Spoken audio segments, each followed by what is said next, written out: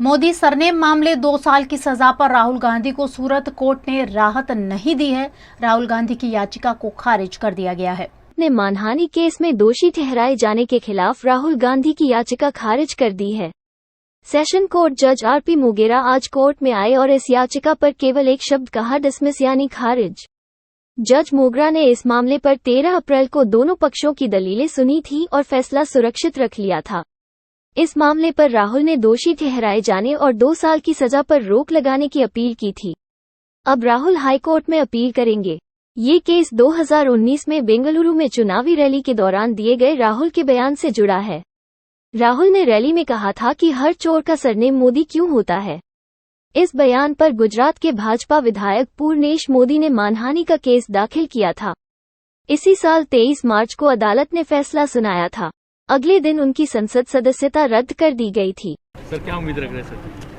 कोई भी लॉयर अपने लिए तो अच्छी उम्मीद ही रखेगा। It's up to the court. हमने हमारी ड्यूटी कर दी है। We completed our job, argued the matter, now it is for the honourable court to decide.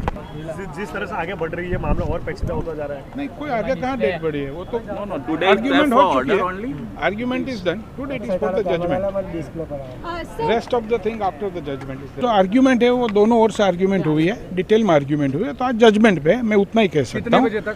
वो तो कोर्ट का बोर्ड देखते हैं, मालूम पड़ेगा कोर्ट का कब बोर्ड है, क्या बोर्ड है, उसके बाद ही पता चलेगा। Before that it is difficult to say. वो तो हर एक जज अपना बोर्ड एडजस्ट करेंगे ना। जज साहब है, वो अपना बोर्ड जो है जैसे ही होगा उस हिसाब से वो डिलीवर करे।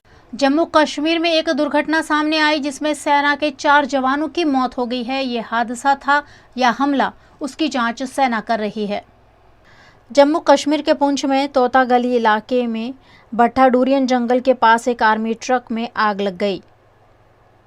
मीडिया रिपोर्ट्स के मुताबिक हादसे में 4 जवानों की मौत हो गई है। हालांकि अभी इसकी आधिकारिक पुष्टि नहीं हुई है।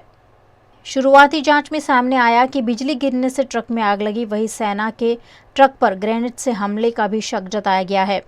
सेना के सूत्रों का कहना है कि आग लगने की 3 वजह सामने आई है: ब्लास्ट, ग्रेनेड अटैक और बिजली गिरना। हादसे वाली जगह पर बारिश हो रही थी। सेना सभी एंगल की जांच करेगी। जहां हादसा हुआ वो इलाका पुंछ से 90 किलोमीटर दूर है। सेना के ट्रक में आग लगने की जानकारी मिलते ही स्थानीय लोग मौके पर पहुंचे और आग काबू करने में मदद की। गुजरात दंगों के दौरान हुए नरोड़ा कांड में अहमदाबाद की विशेष कोर्ट ने सबूतों के अभाव में सभी आरोपियों को बरी कर दिया है। 28 फरवरी 2002 को अहमदाबाद शहर के पास नरोड़ा में सांप्रदायिक हिंसा में 11 लोग मारे गए थे। इस मामले गुजरात की पूर्व मंत्री और भाजपा नेता माया कोडनानी, बजरंग दल के नेता बाबू बजरंगी और विश्व हिंदू परिषद के नेता जयदीप पटेल समेत 86 लोगों के खिलाफ केस दर्ज हुआ था। इनमें से 18 लोगों की मौत हो चुकी है। विशेष जस्टिस एस.के. बख्शी की अदालत ने 16 अप्रैल को मामले में फैसले की तारीख 20 अप्रैल तय की थी। उन्होंने आरोपियों को अदालत में पेश होने का निर्देश भी दिया था। सभी आरोपी फिलहाल जमानत पर थे। साल 2010 में शुरू हुए मुकदमे के दौरान अभियोजन पक्ष और बचाव पक्ष ने 187 गवाहों और 57 चश्मदीद गवाहों की जांच की। लगभग 13 साल तक चले इस केस में 6 जजों ने लगातार मामले की सुनवाई की। गोधराकांड के अगले दिन यानी कि 28 फरवरी को नरोड़ा गांव में बंद का ऐलान किया गया था। इसी दौरान सुबह करीब 9 बजे लोगों की भीड़ बाजार बंद कराने लगी और हिंसा भड़क उठी। भीड़ में शामिल लोगों ने पथराव के साथ आगजनी तोड़फोड़ शुरू कर 11 लोगों को मौत के घाट उतार दिया था। इसके बाद पाटिया गांव में भी दंगे फैल गए थे। यहाँ भी बड़े पैमाने पर नरसंहार हुआ। इन दोनों इलाकों में 97 लोगों की हत्याएं की गई थी। इस नरसंहार के बाद पूरे गुजरात में दंगे फैल गए थे। इस मामले में एसआईटी ने तत्कालीन भाजपा विधायक माया कोडनानी को मुख्य आरोपी बनाया था। हालांकि इस मामले में वे बरी हो चुकी हैं। गुजरात के अरावली जिले में मोड़ासा हिम्मतनगर हाईवे पर पटाखों के गोदाम में भीषण आग लगने से बड़ी दुर्घटना घटी, जिसे फायर ब्रिगेड ने मेजर कॉल डिक्लेयर किया। मोड़ासा हिम्मतनगर हाईवे पर लालपुर कंपा निकट पटाखे के गोदाम में अचानक आग लग जाने पर गोदाम धू-धू कर जल उठा। गोदाम में रखे हुए पटाखे भी एक के बाद एक जलने लगे। ऐसे में 10 किलोमीटर तक पटाखों की गूंज सुनाई दी। इतनी भीषण दुर्घटना के चलते मौके पर अफरा तफरी देखने मिली। एक के बाद एक पटाखे फूटने से आसमान में रंग बिरंगी रोशनी जैसा माहौल देखा गया। पटाखों के दुकान में लगी इस आग ने भीषण रूप धारण कर लिया, जिससे लोगों में भी हड़कंप मच गया। आग को मेजर कॉल डिक्लेयर कर फायर ब्रिगेड फौरन मौके पर पहुंची और आग पर काबू पाने के लिए घंटों की कड़ी मशक्कत की। आग के चलते धुएं के बादल मोड़ासा के आसमान पर छा गए। लोग डर के मारे अपने अपने घरों से बाहर निकल आए। इस भीषण दुर्घटना पर काबू पाने के लिए दमकल विभाग, जिला प्रशासन और पुलिस द्वारा बड़ी मशक्कत की गई।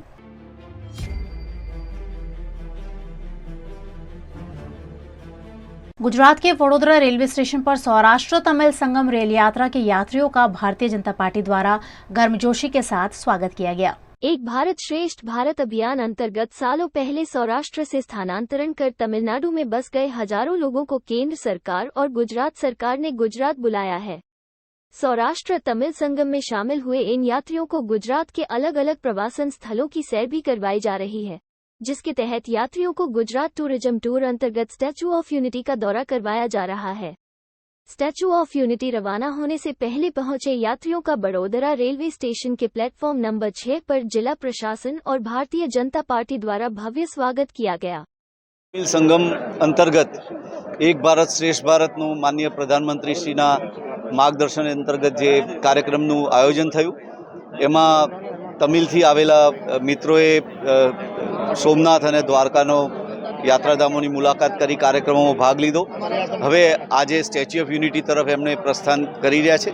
એ સ્ટેચ્યુ ઓફ યુનિટી જશે અને આવતીકાલે પરત મદુરાઈ તરફ એમાં સ્પેશિયલ ટ્રેનમાં જશે। તમિલ સંગમના પ્રસંગ નિમિત્તે આશરે 400 વર્ષથી તમિલનાડુને પોતાનું ઘર બનાવી ચૂકેલા આપણા ગુજરાતી બંધુઓ જ્યારે ગુજરાતની વિઝિટ કરી રહ્યા છે, સોમનાથ મહાદેવની મુલાકાત પૂરી કરીને હવે સ્ટેચ્યુ ઓફ યુનિટી તરફ પ્રયાણ કરી રહ્યા છે, ત્યારે એમનું વડોદરામાં સ્વાગત કરતાં ખૂબ ખૂબ ગર્વ અનુભવું છું।